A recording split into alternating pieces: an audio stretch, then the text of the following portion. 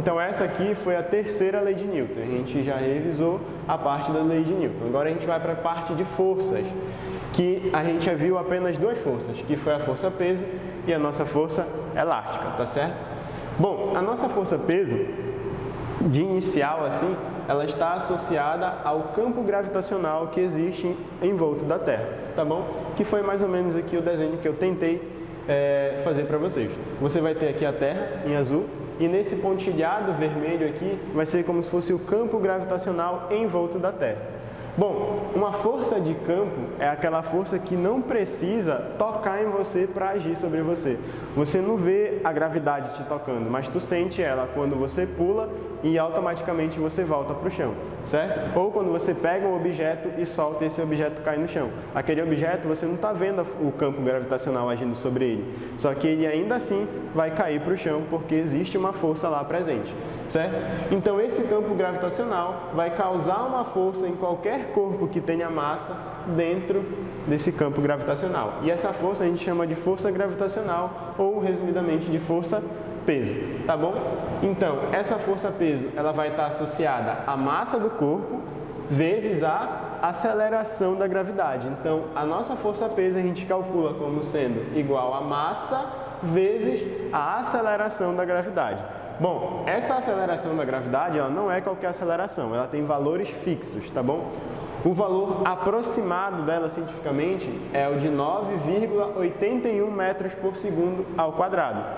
Esse valor aproximado aqui da aceleração gravitacional. Só que na prova de vocês, é lógico, para não dificultar a vida de vocês, eu vou aproximar esse valor para 10 metros por segundo ao quadrado, para ficar mais fácil de tu fazer os cálculos lá.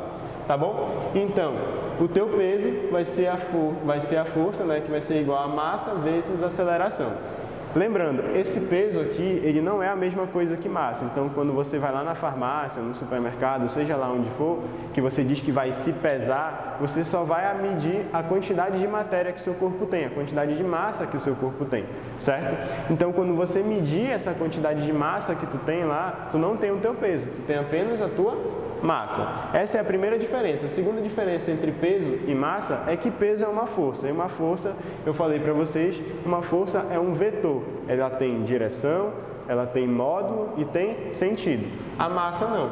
A massa tu pode apenas ter, para te falar de uma massa de alguém ou enfim da tua própria massa, tu só precisa do valor dela, né? Você fala, eu tenho 50 quilos, mas tu não precisa saber se é 50 quilos da direita para a esquerda, ou da esquerda para a direita, ou de cima para baixo, ou de baixo para cima. Você não precisa saber isso, você só precisa saber que eu tenho 50 quilos, beleza? Mas quando eu falo do meu peso, aí já é diferente, porque o meu peso vai pegar a minha massa e multiplicar pela minha aceleração da gravidade não, pela aceleração da gravidade da Terra, certo? E daí vai gerar o meu peso, que é uma força. Aí sim, o meu peso, ele vai ter uma direção que é sempre apontando para o centro da Terra, certo? Sempre apontando para baixo e para o centro da Terra.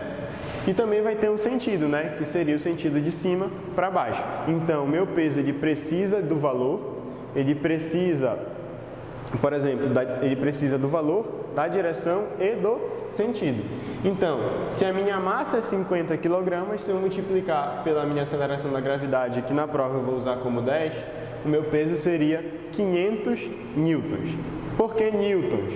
Porque newton é a unidade de força, tá bom? Toda vez que tu vê uma força, a unidade dessa força é newton. Então, a unidade do peso vai ser newton, a unidade da massa vai ser quilogramas, tá bom? Então a gente sempre vai usar em quilogramas, e a da gravidade, da aceleração da gravidade, vai ser metros por segundo ao quadrado, certo? Bom, então essa aqui foi a primeira força que a gente viu. Agora nós vamos ver a segunda força, que é a força elástica.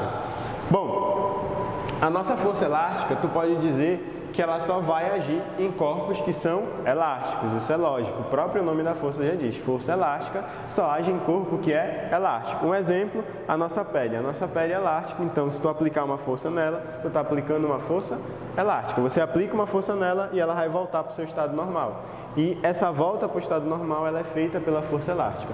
Então, é por isso que eu coloquei aqui que a força elástica ela também pode ser conhecida como uma força restauradora. O que é uma força restauradora?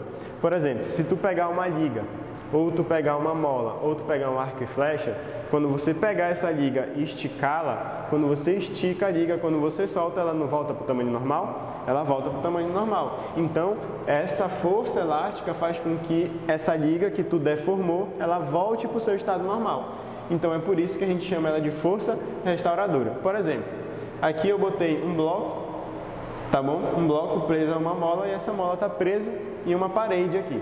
E eu peguei esse bloco e puxei ele para cá, certo? Que é aqui o segundo desenho. Eu estiquei ele. Eu estiquei ele numa deformação que a gente chama de X, tá bom? Então eu estiquei esse corpo, só que se eu soltar ele, ele vai voltar para o seu estado normal. Isso é lógico porque a força elástica é uma força restauradora. Quando você puxa a pele do seu braço e você solta, ela volta para o estado normal. Você deforma e depois ela volta para o estado normal. Você deforma e ela volta para o estado normal, porque essa é a função da força elástica, ela é uma força restauradora, certo? E como é que a gente calcula essa força elástica? Bom, essa força elástica a gente vai calcular da seguinte forma. Você vai ter a força elástica, ela vai ser igual ao K vezes o X. Mas espera lá, professor. Tá, e até então era massa, aceleração, e agora tu tens um K e tu tem um X. Como é que faz isso? Bom, esse Kzinho aqui, ele significa pra gente a nossa constante elástica. O que seria a nossa constante elástica? Por exemplo, você sabe que existem elásticos de molas que são mais duros do que outros, para você esticar. Você tem uma liga que você consegue esticar ela facilmente e você tem uma liga que você tem que fazer um pouquinho mais de força para esticar ela. Por quê? Porque essas ligas têm constantes elásticas diferentes. Então essa constante elástica aqui, ela vai mostrar pra gente o quanto essa mola é dura, é a constante de dureza da mola, certo? O quanto vai ser mais difícil para te esticar ou o quanto vai ser mais fácil, tanto faz. Então, essa constante elástica, você não precisa se preocupar com ela, porque na prova, na questão que eu vou passar para você, você vai ter lá o valor dela. Eu sou obrigado a dar para você, você não é obrigado a saber, tá bom? Então, eu tenho que dar como informação lá na prova. Vezes o X. E quem é esse X? Bom, você está vendo aqui esses tracinhos pontilhados, tá bom? Que eu fiz nos dois cubos, certo? Nos dois quadrados aqui, nas caixinhas. Bom, esse X aqui, ele significa a deformação que tu fez, o quanto tu deformastes essa mola aqui, tá bom? Então, no estado inicial, ela estava nessa direção e no estado final, depois de eu ter esticado ela ficou nessa nova direção. Então, essa distância do estado inicial para o estado final a gente chama de X. Por exemplo, se eu tenho uma mola aqui no seu estado inicial, ela tem 10 centímetros e depois de eu esticá-la, ela tem em si 30 centímetros, ou seja, no inicial ela tinha 10 e agora que eu estiquei ela tem 30. Então, quanto foi a minha deformação? 30 menos 10 dá 20 centímetros, ou seja, a deformação que eu fiz nessa mola foi uma deformação de 20 centímetros, tá bom? Então, você sempre pega o valor inicial, você sempre pega o valor final e subtrai do valor inicial, aí daí você tem o seu X. Se essa mola tivesse 10 centímetros e depois de eu esticar ela ter 30 centímetros, então o meu X seria 20 centímetros, certo?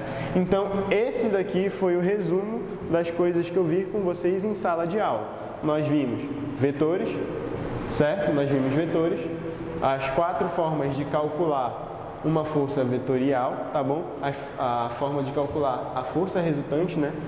A gente viu as 4 formas, nós vimos as leis de Newton, a primeira lei de Newton, a segunda e a terceira, e nós vimos as forças, tá bom? Que seria a força peso e a força elástica.